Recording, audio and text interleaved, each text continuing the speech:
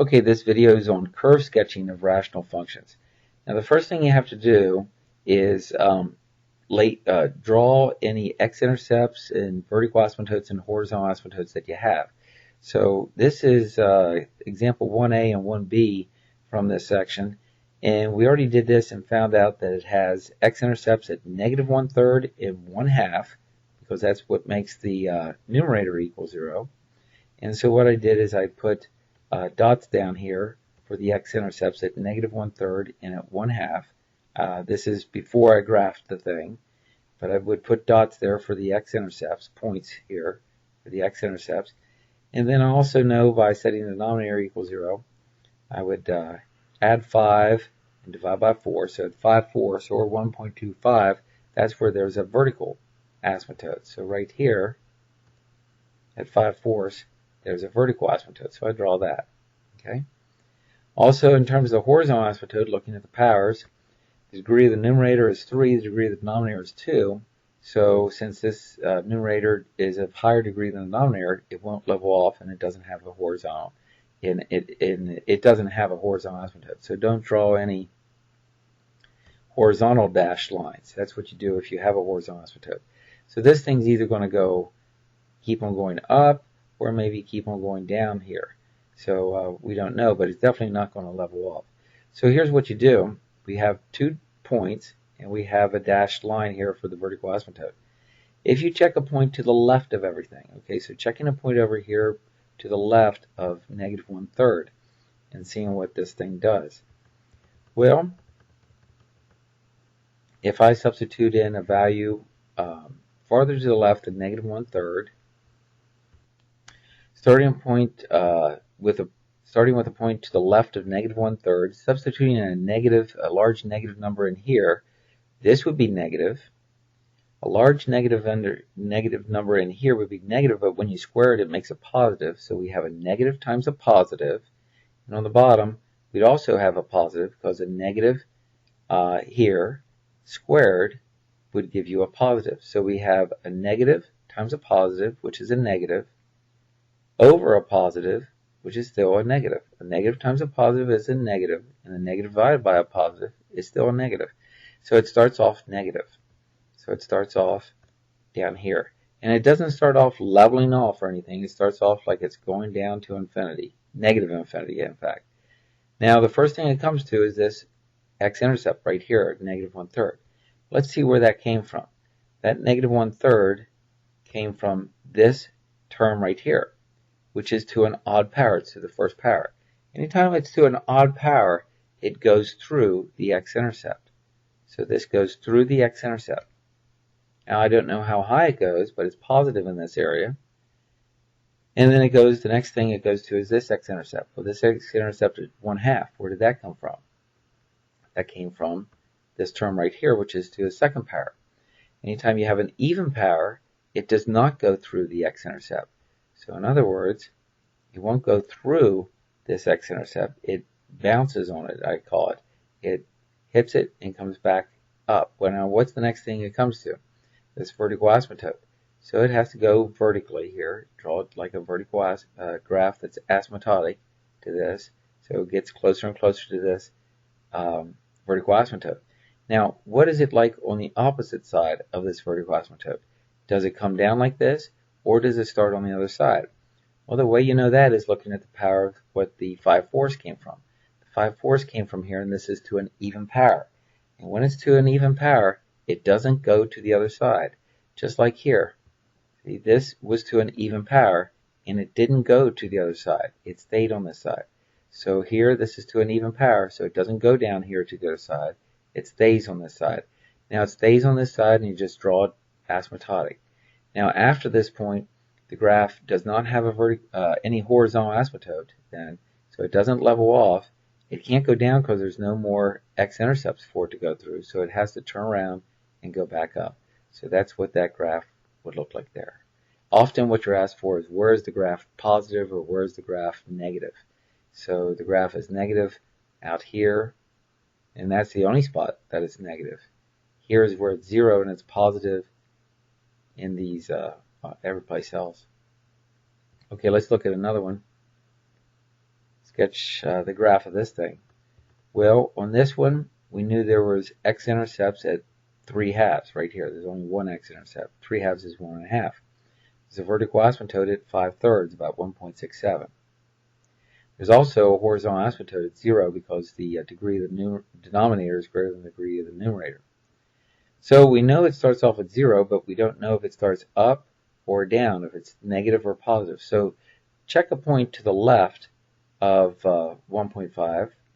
And if I check 0 in here, well, 0, 2 times 0 is 0, 0 minus 3 is -3, and -3 to the fourth is positive. So this is definitely going to be positive. Down here, you have 3 times 0 is 0, 0 minus 5 is -5, and -5 to the fifth is a negative. A negative to a odd power is a negative. So here you have a positive over a negative, and a positive over a negative is a negative. So it starts off negative. Now it starts off negative, and it's coming asymptotic like this, and the first thing you see that it hits is this x-intercept. So somehow it must get away from the x-axis and then come back to it, because here's the first thing it hits is this x-intercept. Now this x-intercept of 1.5 came from this up here at the top, which is to the fourth power. So that means it doesn't go through. It stays on the negative side of the graph. Next thing it comes to is the vertical asymptote, so draw it asymptotic. And if you check what this vertical asymptote came from, which is the bottom, it's to the fifth power. And when it's to an odd power, that means it goes to the opposite side. So now it goes to the opposite side, and just draw it asymptotic as we did here. And that's that graph. On this particular problem, little questions it asks, it says, what is the limit as x approaches 5/3? That's this value right here, approximately 1.67. And that limit doesn't exist because on one side it's approaching negative infinity, on the other side it's approaching positive infinity. So that limit doesn't exist. Let me go back to the previous one. On that, that limit does exist because as x approaches 5/4 here, both sides are approaching positive infinity on that one. On this one, the limit as x approaches 5/3 doesn't exist because it's going on the opposite sides. One's going to negative infinity, one's going to positive infinity. Now this little expression here, the limit as x approaches 5/3 with a negative after that, means from the left. What's going on the left of this thing? Well, it's approaching negative infinity. So that would be approaching negative infinity. This right here, the limit as x approaches 5/3 with a positive sign, means on the right hand side, and that would be approaching positive infinity. So on the left, and that's what that negative sign means it's approaching, we can see it's approaching negative infinity, and on the right it's approaching positive infinity. But the limit as x approaches 5/3 without the plus or minus would not exist, does not exist. Okay, does not exist. Let's go down to this one. Let's see. Again, the x-intercepts at 1.5. The vertical asymptotes at 5/3 are about 1.67.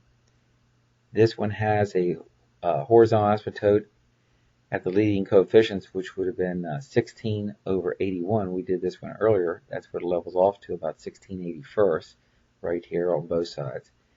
So we know it starts positive. We don't even have to check a point to the left. If you did, no matter what number you substituted in here, you get a positive over a positive because it's raised to the fourth power. When you take any number to the fourth power, it's positive. Same way here because they're even powers. This graph is going to be negative nowhere, okay, because it's always to a fourth power, top and bottom. So anyway, it's positive here. Then the first thing it comes to, and draw it horizontally asymptotic right here. And the first thing it comes to is this 1.5, which comes from the top, which is to the fourth power. So it's not going to go to the other side. It's going to go up. Then this vertical asymptote here came from the bottom, which is the fourth power. So it's not going to go to the other side. It's going to be asymptotic right here. It may go through the horizontal asymptote. It can do that. Or it could just come down and level off. But either way, it's going to level off here on this side. And that's what that one looks like.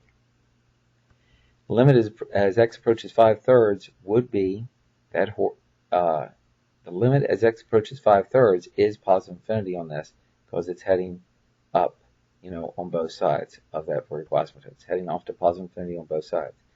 The limit as x approaches 5/3, that's 1.67, on the left-hand side would be positive infinity, and it is on the right-hand side too. The limit as x approaches infinity would be 16/81. See, as you get closer to infinity, as you go out here far right, it's approaching a height of 16/81 right there, that horizontal aspect. Same way as you're approaching negative infinity, it would be 16/81. Sketching this graph, this is one that we did earlier.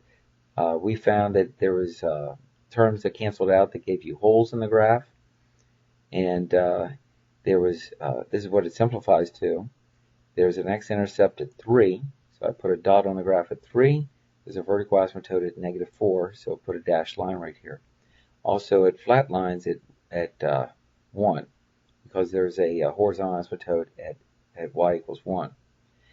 So it starts off asymptotic here, horizontally and vertically.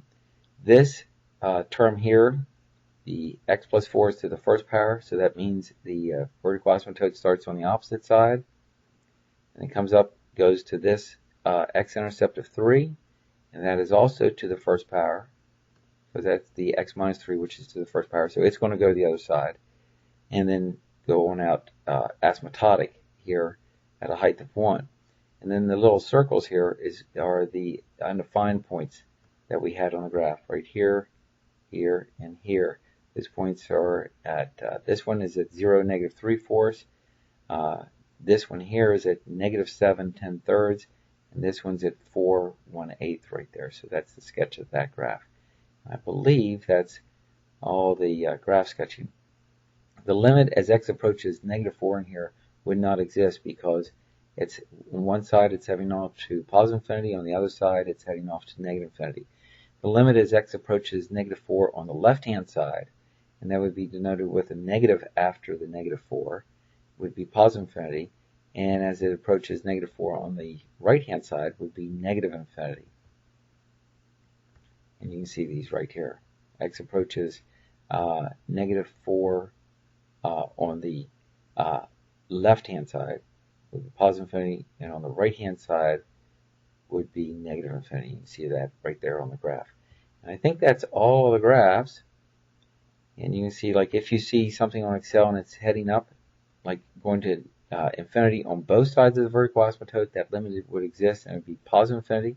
It's going down on both sides, it would be negative infinity. But if you get it going in opposite directions like this, that limit doesn't exist. So that's an easy way to tell in Excel what's going on. So we'll stop right there.